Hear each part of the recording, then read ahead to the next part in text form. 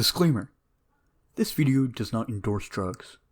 It is, however, a discussion of a topic that is considered taboo by most. What is the first thing that comes to your mind when you hear the following word? Drug. Whatever it was, I guarantee it wasn't positive. In today's day and age, drugs are often considered wrong because of the idea that drugs will lead to someone ruining their life. However, is that always the case? Nowadays, the stigma around marijuana use has decreased significantly, with Canada's legalization and several states following suit. Psychedelics, however, are still seen in a negative light. Why exactly is that? Well, psychedelics are often put under the umbrella term known as drugs. Certain drugs, such as cocaine, meth, etc., are highly addictive substances that can ruin your life, sometimes leading to one's death.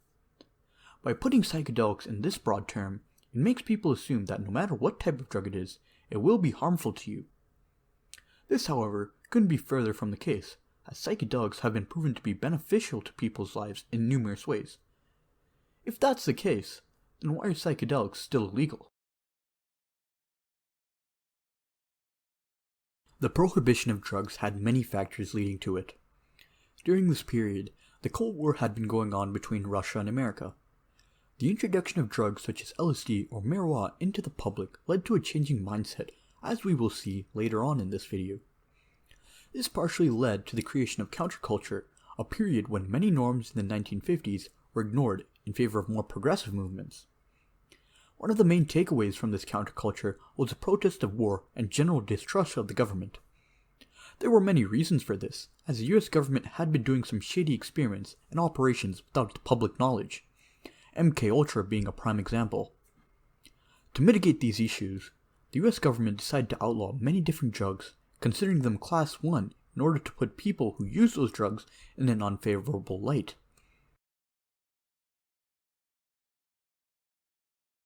The prohibition of drugs connotes the use of recreational drugs to criminal activity.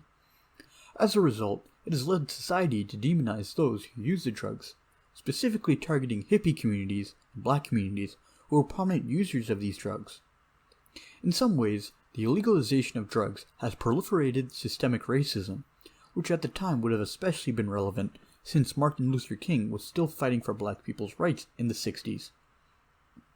It also tarnishes the legacy of the progenitors of psychedelic use, being the indigenous people who had many spiritual beliefs tied to psychedelics. A good example of this would be ayahuasca, used by South Americans. Many colonists who came to the land of the indigenous people had seen the drug in action and would later demonize its use. By legalizing the drug, you perpetuate the notion that this drug is harmful, when in reality it can be very beneficial, as we will talk later in this video. The education system also has a big influence on the public in the war against drugs. This has led to an entire generation being brought up on the idea that drugs are inherently wrong, not bothering to explain that certain drugs have harmful effects while some drugs can provide health benefits. It created an umbrella term perpetuating myths about certain drugs that may not be the case. The awareness, however, has grown in recent years, with the US starting to loosen the laws surrounding psychedelics. Because of this, many new studies are popping up disproving many myths about psychedelics, even showing the benefits of the use of many of these drugs. One big myth disproved from recent studies is the belief that psychedelics can cause psychosis.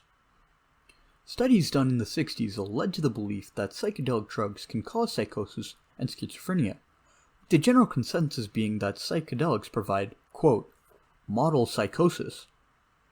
Modern studies, however, have proven that psychosis and schizophrenia won't happen to you unless you're genetically disposed to those conditions when taking psychedelics. Another myth is the belief that psychedelics are harmful to you and the body. This is a huge myth. Psychedelics in most cases are some of the safest drugs to take into your body. Here's a graph indicating the toxicity levels of certain drugs.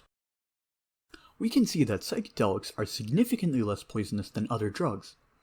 This graph is also a little outdated, as cannabis is still considered a Schedule I drug.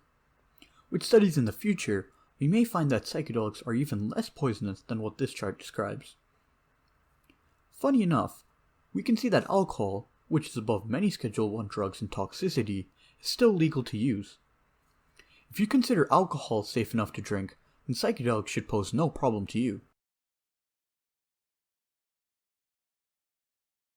Now, psychedelics can provide numerous benefits to oneself.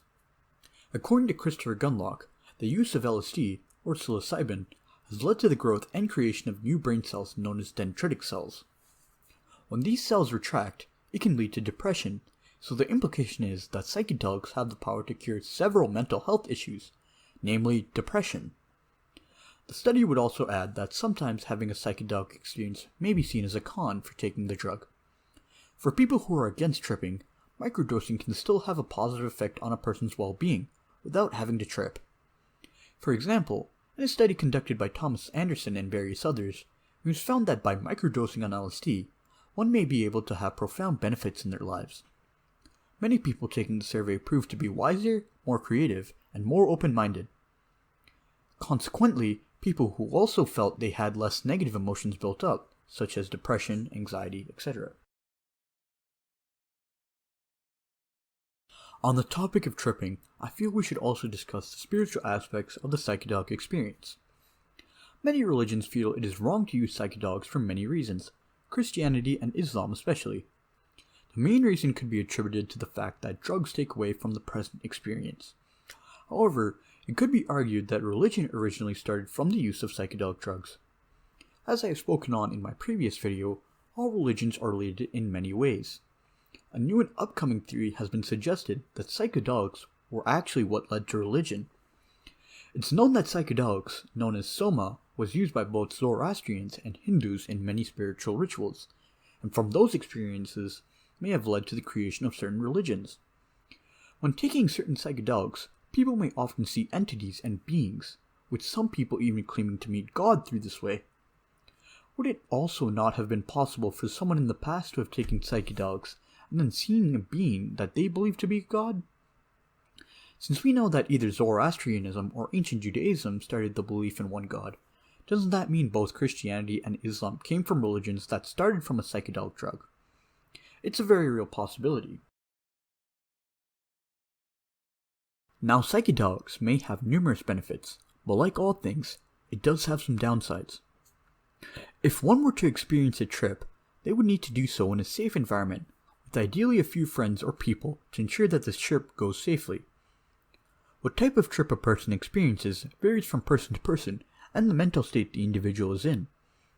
If the trip a person experiences is considered bad, it may leave the individual with PTSD from such a traumatic experience. In general, taking psychedelics should only be done in a safe environment with people you trust to get you through it if the trip becomes undesirable. However, the benefits from a trip can outweigh the cons, as previously touched on. Like many generalizations, generalizing all drugs as being harmful and immoral is simply not true. By looking past the stigmas surrounding psychedelic use, we can explore the benefits and possibilities that drug can offer to us as people. As Joe Rogan would put it, there's not a therapy in the world that will get a sociopath to really look at themselves as a bag of mushrooms would. I hope you enjoyed. Thanks for watching.